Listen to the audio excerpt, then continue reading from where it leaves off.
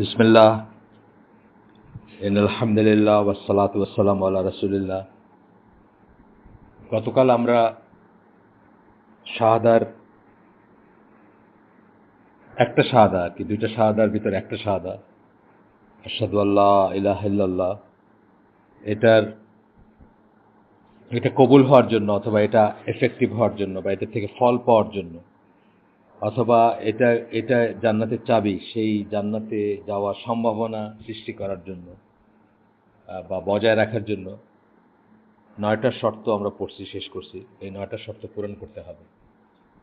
আজকে আমরা আরেকটা ওই শাহাদাতানি বা দুইটা শাহাদার সেকেন্ড সাক্ষ্য যেটা, সেটা নিয়ে একটু আলোচনা করব। কিন্তু তার আগে একটু একজন বোন একটা পয়েন্ট রেজ করছেন। উনি আমার আত্মীয়া, উনি একটা পয়েন্ট রেজ করছেন, সেটা আমি একটু পরিষ্কার করতে চাই যে শপথ, আল্লাহ তার সৃষ্টি নামে শপথ করেন। এই সৃষ্টিগুলোর যে কল্যাণ অথবা এই সৃষ্টিগুলোর যে সত্যতা অথবা ডিজাইন অথবা প্ল্যান অথবা উদ্দেশ্য, যেগুলা যে জন্য আল্লাহ আমাদেরকে নিয়ামতগুলো দিচ্ছেন, ইত্যাদি জিনিসের নামে আল্লাহ শপথ করেন। আমরা কোরআনে দেখবো অনেক কিছুর নামে শপথ আছে। আপনারা হয়তো আরবিক ল্যাঙ্গুয়েজ যারা জানেন, একটু জানেন, তারা জানেন যে ওয়াও থাকলে, কোনো কিছুর শুরুতে ওয়াও থাকলে শপথ হওয়ার একটা সম্ভাবনা থাকে। আমরা বুঝবো যে যেমন ধরেন ওয়াল্লাহি, এটা হচ্ছে আল্লাহর নামে শপথ। কিন্তু ওয়াল্লাহু যদি আমরা বলি তাহলে এটার মিনিং হচ্ছে এবং আল্লাহ। ওয়াওয়ের একটা মিনিং হচ্ছে এবং, এভাবে ইউজ হয় ওয়াও কোনো কিছু এবং যুক্ত করতে ইউজ হয়। আর যখন ওয়াল্লাহি হবে তখন আল্লাহর নামে শপথ করা হচ্ছে। এভাবে দেখবেন ওয়াশামসি, তারপরে আরও অনেক কিছু, ওয়াত্তিনি ওয়াজ্জাইতুনি ওয়াতুরি সিনিনা ওয়াহাদাল বালাদিল আমিন, ওয়াত্তিন ওয়াজ্জাইতুন তুরি সিনিনা ওয়াহাদাল বালাদিল আমিন। এই যে এখানে শপথ ছিল, এগুলো সব ওয়াত্তিন ওয়াজ্জাইতুন, মানে আল্লাহ এগুলোর নামে শপথ করতেছে। যাই হোক, আমরা এখন ল্যাঙ্গুয়েজের ক্লাস করতেছি না, যেটুকু দরকার বললাম। তো আল্লাহ তার সৃষ্টির নামে করেন, কিন্তু কোনো একটা শপথকে একটু বেশি স্ট্রেস করতে গিয়ে উনি নিজের নামে বা নিজের নামে শপথ করেন। যেমন আমরা দেখলাম কালকের, এটা তোমার রবের কসম ছিল। এটা আমরা কিভাবে শপথ করব? আমরা কেবলমাত্র আল্লাহর নাম, আল্লাহর নামে বা আল্লাহর সিফাত, যেটাকে বলি সিফাত মানে আল্লাহর বৈশিষ্ট্য, অ্যাট্রিবিউটস যেটাকে বলি, তার নামে শপথ করব। এটা আল্লাহর নামই মূলত, বাট আল্লাহর ডিফারেন্ট নাম। যেমন ওই যে বললেন, আল্লাহ নিজেই বলছেন তোমার রবের কসম। সেভাবে আমরা বলতে পারি যে আমার রবের কসম, বা আমার ইলাহ যিনি তার কসম, আমার মাবুদে, আমার কি বলে আল্লাহর কসম, অথবা আমার আল্লাহ একটা নাম নিয়ে বলতে পারি, একটা নাম নিয়ে বা তার নামে কসম করতে পারি। আর কোরআনের ব্যাপারে কিন্তু আমরা এটা ছাড়া অন্য কিছুর নামে, আল্লাহ ছাড়া, আল্লাহর গুণাগুণ ছাড়া আর কিছুর নামে আমরা শপথ করব না। আল্লাহর গুণাগুণের ব্যাপারটা আসতেছে কোথায় আমি বলতেছি, যে যেমন ধরেন উদাহরণ, যে কোরআনের নামে শপথ করা যাবে কিনা, কোরআনের শপথ, এই কথা বলা যাবে কিনা? হ্যাঁ, এটা বলা যাবে, কারণ কোরআন হচ্ছে আল্লাহর আনক্রিয়েটেড এবং আল্লাহর কালাম বা আল্লাহর স্পিচ, অর্থাৎ আল্লাহর একটা বৈশিষ্ট্য বা আল্লাহর একটা সিফাত। সেই হিসাবে কোরআনের নামে আমরা শপথ করতে পারবো। But it's not the book, মানে মুসাফ যেটাকে আমরা বলি, সেইটার নামে শপথ করাটাকে পছন্দ করা হয় না বা পছন্দনীয় না। কিন্তু আল্লাহর কোরআন যে বলতে, যখন আমরা বোঝাবো যে আল্লাহর স্পিচ কালামুল্লাহ, তখন সেটার নামে আমরা শপথ করতে পারি। আর এছাড়া আল্লাহর নামে আমার রব, আমাদের রবের কসম বা আমার রবের কসম বা আমার আল্লাহর কসম বা আল্লাহর একটা নাম, সিফাতি নাম যেগুলো আছে, সেগুলো যে কোনো একটা কসম আমি করতে পারি। এই হচ্ছে মোটামুটি কথা। আল্লাহ ছাড়া অন্য কিছুর নামে কসম কাটাকে শিরক ধরা হয়, তবে এটাকে ছোট শিরক বলা হয় আর কি। আমাদের দেশে ডিপেন্ডিং অন, অবশ্য বড় শিরকও হতে পারে, এটা অন্যরকম একটা সেন্সে বললে হয়তো বড় শিরক হবে। কিন্তু স্বাভাবিকভাবে আমাদের দেশে যে সেন্সে বলা হয়, যে অনেক সময় বলা হয় যে আমার ছেলের মাথায় হাত রেখে বলতেছি, এখানে ছেলেকে অ্যাকচুয়ালি আল্লাহর পজিশনে নেওয়া হয় না। আল্লাহর পজিশনে নেওয়া হইলে এটা হয়তো মানে বড় শিরক হইতে পারত, কিন্তু সেটা নেওয়া হয় না। কোনো কিছুকে আল্লাহর পজিশনে নিয়ে যদি সেভাবে শপথ করা হয় আল্লাহ ছাড়া অন্য কিছুকে, অবশ্যই সেটা বড় শিরক হবে। আল্লাহর অবস্থানে নিয়ে গিয়ে। কিন্তু আল্লাহর অবস্থানে না নিয়েও যদি আমরা ছেলের নামে, বাপের নামে, এটার নামে, ওটার নামে শপথ করি, সেই জিনিসগুলোকে ছোট শিরক ধরা হয় আর কি। এটাতে ইসলাম থেকে বের হয়ে যাবে না কেউ, কিন্তু এগুলাও অত্যন্ত গর্হিত পাপ এবং অত্যন্ত অপছন্দনীয় ব্যাপার। যাই হোক, এটা শেষ আমাদের। আমরা এটা জাস্ট একজন বোন এটা ক্লিয়ার করতে বলছিলেন, আমি ক্লিয়ার করলাম বা পরিষ্কার করলাম। আজকে আমরা শাহাদার সেকেন্ড পার্টটা পড়বো। সেকেন্ড পার্টটা কি, অথবা শাহাদার তানির 2 নম্বর শাহাদাটা পড়বো। 2টা শাহাদা দেই আমরা এখানে, 2টা সাক্ষ্য দেই। 2 নম্বরটা হচ্ছে ওয়াশহাদু আন্না মুহাম্মাদান আবদুহু ওয়া রাসূলুহু, যে মুহাম্মদ সাল্লাল্লাহু আলাইহি সাল্লামকে আমরা আল্লাহর বান্দা এবং রাসূল, এই সাক্ষ্য দেই আমরা।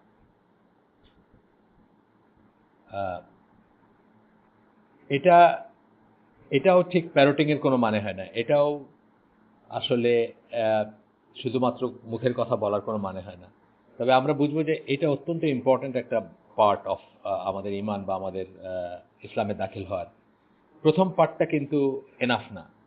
কেউ লা ইলাহা ইল্লাল্লাহ বললে এটা তার মুসলিম হওয়ার জন্য এনাফ না। কারণ লা ইলাহা ইল্লাল্লাহ যে কেউ বলতে পারে, মুসলিম ছাড়াও যে কেউ বলতে পারে, অন্য যে কেউ বলতে পারে। একজন আহ, বিধর্মী অথবা একজন মানুষ যে বিশ্বাস করে যে একজন আল্লাহ আছেন এবং তাছাড়া আর কারো ইবাদত করা যাবে না, এটা বিশ্বাস করাটা তার জন্য এনাফ না, মুসলিম হওয়ার জন্য, জান্নাতে যাওয়ার জন্য এনাফ না। সেকেন্ড পার্টটা অত্যন্ত ইম্পর্টেন্ট। সেকেন্ড পার্টটা হচ্ছে সেই জিনিস যা আপনাকে মুসলিম বানায়। ফার্স্ট পার্টটা হয়তো আপনি, আমি জাস্ট কথা কথা বলতেছি যে হয়তো কোনো অর্থোডক্স জু বা অর্থোডক্স খ্রিশ্চান পাইতে পারেন যে মোটামুটিভাবে ফার্স্ট পার্টটার সাথে এগ্রি করে বা মোটামুটিভাবে ফার্স্ট পার্টটা ফলো করে বা মনে করে। কিন্তু এটা এর কিছুই আসে যায় না। সেকেন্ড পার্টটা is what makes you and me মুসলিম।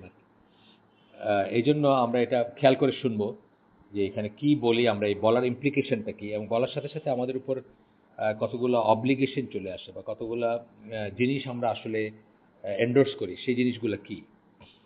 প্রথমটা হচ্ছে আমরা বলি যে মোহাম্মদ সাল্লাহ সাল্লাম সকল মানব কুলের ভিতর থেকে চোজেন বাই আল্লাহ, আল্লাহ তাকে বেছে নিয়েছেন শেষ নবী হওয়ার জন্য এবং শ্রেষ্ঠ নবী হওয়ার জন্য, এবং তার সময় থেকে নিয়ে কিয়ামত পর্যন্ত সময়টার জন্য, বড় একটা সময়ের জন্য তাকে সকল জাতির জন্য নবী করছে। আমরা একটা করে পড়বো। প্রথম পয়েন্টটা হচ্ছে যে চোজেন। তো এটা বলার একটা কারণ আছে, কারণ মক্কার কাফেররা জেনারেলি ধরেন এমনিতেই আমরা অনেক সময় মনে করতে পারি, বা আমাকে যদি জাস্ট থিওরিটিক্যালি বা আর্গুমেন্ট সেক আমি বলতেছি, for the sake of argument আমি বলতেছি যে আমাকে যদি আল্লাহ জিজ্ঞেস করতেন ওই সময় যে আমি একজন নবী পাঠাবো, কোথায় পাঠাবো বলো, তো আমি বলতাম হয় পারস্য না হয় রোমান সাম্রাজ্যে পাঠাইতে। কারণ তারা ছিল সবচেয়ে শক্তিশালী, এফেক্টিভ এবং মানে কি বলবো, মানে পরাক্রমশালী। আজকে যেমন ধরেন আমেরিকার যে অবস্থা, সেরকম ছিল তারা। তা আমি হয়তো আমার ক্ষুদ্র বুদ্ধিতে বলতাম যে ওইসব জাতিগুলোতে পাঠাতে। কিন্তু আল্লাহর হিসাবটা অন্যরকম। আল্লাহ এমন একটা জাতির ভিতরে তাকে পাঠাইছেন যে জাতিকে কেউ দখল করা বা এক্সটেন্ড করা তাদের সাম্রাজ্য সেই পর্যন্ত ওয়ার্থ মনে করে নাই, এরকম একটা জাতির ভিতরে, মানে বলতে পারেন আপনি একটা অন্ধকার কোনায়, পৃথিবীর একটা অন্ধকার কোনায় পাঠাইছেন। এখন এটা আল্লাহ সবচেয়ে ভালো জানেন কেন করছেন। এখন তো আমরা জানি যে আল্লাহর উইজডমটা কোথায়। তো আল্লাহ একইভাবে মক্কার কাফেররা বলতো যে, অথবা অন্যরাও বলতো, অন্য নবীদেরও বলছে যে আল্লাহকে আর মানুষ পালে না, আমাদের ভিতর থেকে কেন নবী বানালে না? তোমার মতো নিঃস্ব, এতিম বা সহায় সম্বলহীন কাউকে চুজ করার কারণ কি? আমাদেরকে আল্লাহ দেখলো না? আমরা তো লিডার্স। কোরআনের ল্যাঙ্গুয়েজ হচ্ছে আল মালাউ, বিগ ওয়ান্স যেটাকে বলি আমরা, মানে অ্যারোগ্যান্ট ওয়ান্স, বিগ ওয়ান্স যাই বলেন। মালাউ অর্থটা হচ্ছে বিগ ওয়ান্স, কিন্তু তারা আবার ইস্তেকবার বা ওই কিবারের উপর থাকতো তারা, মানে তারা কি বলবো, মানে অহংকারী ছিল সব। তো মক্কার কোরেশও এটা বলছে যে আল্লাহকে আর আমাদের কাছে পাঠাতে পারলো না, বা আল্লাহকে আর মানুষ দেখলো না, তোমার এই বাইসে নিল বা ইত্যাদি ইত্যাদি। এইখানে আমরা এন্ডোর্স করি বা আমরা বলবো বা আমরা বিশ্বাস করব, মনে প্রাণে বিশ্বাস করব যে আল্লাহ সমগ্র মানবকুলের ভিতর থেকে রাসূল সাল্লাল্লাহু আলাইহি ওয়াসাল্লামকে বেছে নিছেন তার নবী হওয়ার জন্য। সূরা কাসাস 68 নম্বর আয়াতে আল্লাহ বলেন, and your Lord creates whatsoever he wills and he chooses. আল্লাহ যা খুশি তাই সৃষ্টি করেন এবং আল্লাহ বেছে নেন। এটা এটা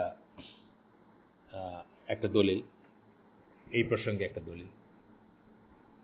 সূরা আল আনামের 124 নম্বর আয়াতে আল্লাহ বলেন যে আল্লাহই সবচেয়ে ভালো জানেন কার কাছে তার ওয়াহি পাঠাবেন। এই যে চোজেন ব্যাপারটা চলে আসছে, সকল মানুষের যুক্তির বিপরীতে, সকল মানুষের সাধারণ জ্ঞানের বিপরীতে বা সাধারণ রেশনালিটির বিপরীতে গিয়ে আল্লাহ বলতেছেন আল্লাহই সবচেয়ে ভালো জানেন কার কাছে তার ওয়াহি পাঠাইতে হবে বা তার মেসেজ পাঠাইতে হবে। দ্বিতীয় পয়েন্ট, আমরা যখন বলি আশহাদু আন্না মুহাম্মাদান আবদুহু ওয়া রাসূলুহু, আমরা আরও বলি যে রাসূল সাল্লাল্লাহু আলাইহি সাল্লামকে সকল মানবকুলের কাছে পাঠানো হয়েছে, সকল মানুষের জন্য নবী করে পাঠানো হয়েছে। এবং আমরা জানি জিনদের জন্য তিনি জিনদেরও নবী, কিন্তু এখানে মূলত আমরা মানুষের মানে যাদের আমরা দেখি বা যাদের সাথে আমরা উঠি বসি তাদের কথা আমরা প্রাইমারিলি বলতেছি। কোরআনে একটা আয়াত আছে সূরা আরাফ। আরাফ হচ্ছে 7 নম্বর সূরা, সেটা 158 নম্বর 158 158 নম্বর আয়াতে আল্লাহ বলতেছেন বলো, কাকে বলতেছেন বলো? রাসূল সাল্লাল্লাহু আলাইহি ওয়াসাল্লামকে বলতে বলতেছেন, ও ম্যানকাইন্ড, হে মানব কুল, ইয়া আইয়ুহান নাস, এর ল্যাঙ্গুয়েজ, কোরআনের ল্যাঙ্গুয়েজ, নিশ্চয়ই আমি তোমাদের সকলের কাছে রাসূল হিসাবে প্রেরিত হয়েছি। ঠিক আছে, মানে সকলের কাছে বলতেছে, এটা হলো কোরআনের দলিল। আর বুখারী মুসলিমে একটা হাদিস আছে যেটা হাদিস থেকে দলিল, যে আমাকে 5টা জিনিস দেওয়া হয়েছে, রাসূল সাল্লাল্লাহু আলাইহি ওয়াসাল্লাম বলেন আমাকে 5টা জিনিস দেওয়া হয়েছে যা আমার আগের আর কোনো নবীকে দেওয়া হয়নি। তার একটা হচ্ছে প্রত্যেক নবীকে শুধু তার মানুষের কাছে পাঠানো হয়েছে, শুধু তার কওম বা তার জাতি বা তার আহাল বা তার গোত্রের কাছে পাঠানো হয়েছে, কিন্তু আমাকে পাঠানো হয়েছে সকল মানুষের জন্য নবী করে। বুখারী এবং মুসলিমের হাদিস। তাহলে আমরা দুইটা জিনিস দেখলাম যে আমরা যখন আশহাদু আন্না মুহাম্মাদান আবদুহু ওয়া রাসূলুহু বলি, তখন আসলে এক নম্বরে আমরা বলি যে আল্লাহ রাসূল সাল্লাল্লাহু আলাইহি ওয়াসাল্লাম চোজেন, সকল মানবকুলের ভিতর থেকে তাকে বেছে নেওয়া হয়েছে। আর দ্বিতীয়ত আমরা বলি যে সকল মানুষের জন্য তাকে নবী হিসাবে প্রেরণ করা হয়েছে। যেই জন্য আমরা দেখব পরে ইসলামে কি সে পরে আসবো যে কেন মুসলমানরা সারা পৃথিবীকে দুই ভাগে ভাগ করে, মুসলিমস আর নন মুসলিমস। মুসলিমস একটাই, আর নন মুসলিম যারা তারা সবাই অবিশ্বাসী বা কাফের বা কুফর, মানে তারা কুফরের উপর আছে, তারা কাফের অবিশ্বাসী। কেন? এটা একটাই রিজন যে যেহেতু সমগ্র মানব কুলের জন্য তাকে পাঠানো হয়েছে, তার নবুয়তের মিশন শেষ হওয়ার পরে পৃথিবীতে মাত্র দুইটা ভাগ আছে, ব্ল্যাক আর হোয়াইট, গ্রে বলে কিছু নেই। Either someone is a Muslim or he is a কাফের, দ্যাটস ইট। মানে সিম্পল ব্যাপার। এটা আমরা পরে আরো অন্য জায়গায় পড়াশোনা করব বা অন্য জায়গায় আমরা পড়াশোনা করব, ডিটেইলস পড়াশোনা করব, জাস্ট বলে গেলাম যেহেতু প্রসঙ্গ তো আসলো। এরপর পয়েন্টটা হচ্ছে আমরা যখন বলি এই শাহাদা উচ্চারণ করি, এটা খুব খেয়াল করে শুনবেন সবাই। আমরা যখন শাহাদা উচ্চারণ করি তখন আসলে আমরা বলি যে রাসূল সাল্লাল্লাহু আলাইহি ওয়াসাল্লাম, আমরা এই সাক্ষ্য দেই যে রাসূল সাল্লাল্লাহু আলাইহি ওয়াসাল্লাম আমাদেরকে আল্লাহর বাণী বা ওয়াহি 3টা সি মনে রাখবেন। সি, ইংরেজি লেটার সি, সহজে মনে রাখার জন্য আমি বলতেছি, আমাদেরকে আল্লাহর বাণী কারেক্টলি, ক্লিয়ারলি এবং কমপ্লিটলি কনভে করে গেছেন। ঠিক আছে, বা কারেক্টলি, কমপ্লিটলি এবং ক্লিয়ারলি, যেভাবে আপনি হোক, মানে 3টা সি মনে রাখবেন, correct, complete, clear, correct, complete, clear, এইভাবে এই অর্ডারে মনে রাখতে পারেন। এটা খুব ইম্পর্ট্যান্ট। এটা কেন ইম্পর্ট্যান্ট আমরা পরে অন্য প্রসঙ্গে বলবো।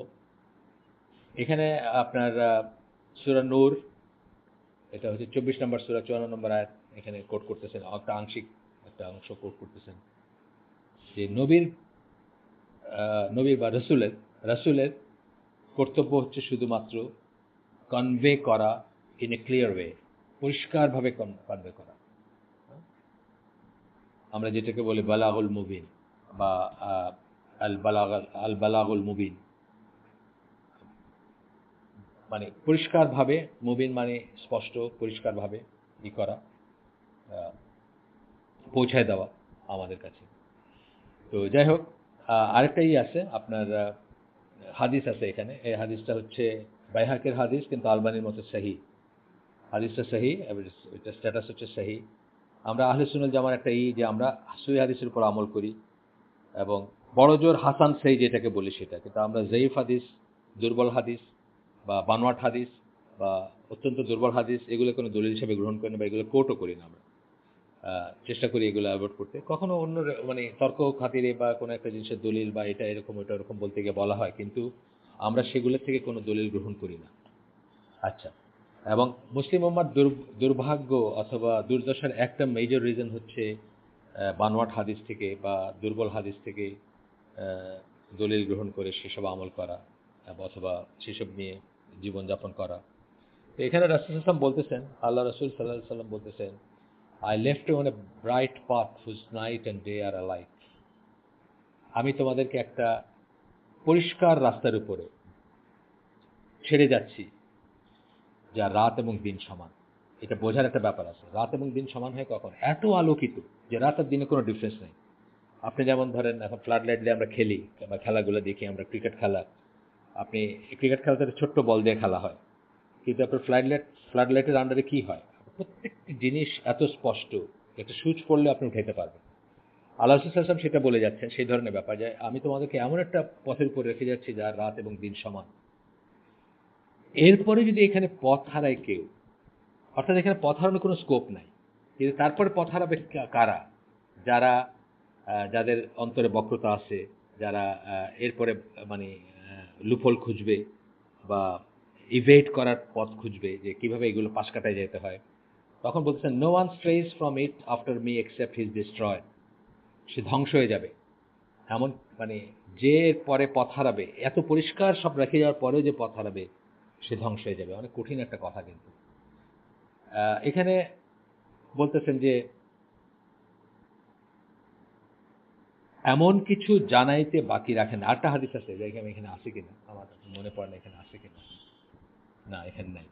আরেকটা হাদিস আছে যেখানে আল্লাহ রাসূল সাল্লাল্লাহু আলাইহি ওয়াসাল্লাম বলেন, সামারিটা আমি বলতেছি, একদম এক্সাক্ট টেক্সট বা নষ্ট না, যেখানে আল্লাহ রাসূল সাল্লাল্লাহু আলাইহি ওয়াসাল্লাম বলেন যে আমি তোমাদেরকে এমন কিছু সম্বন্ধে সাবধান করতে বাকি রাখি নাই যা তোমাদেরকে জাহান্নামে নিয়ে যাবে, অথবা এমন কিছু সুসংবাদ দিতে বাকি রাখি নাই যেটা তোমাদের জান্নাতে নিয়ে যাবে। অর্থাৎ ওই যে আবার বললাম তিনটা সি, কারেক্টলি, কমপ্লিটলি এবং ক্লিয়ারলি।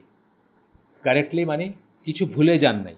যেমন ধরেন আজকে আমরা মিলাদ পড়ি, আল্লাহ রাসূল মিলাদ পড়েন নাই, তার সাহাবীরা পড়েন নাই।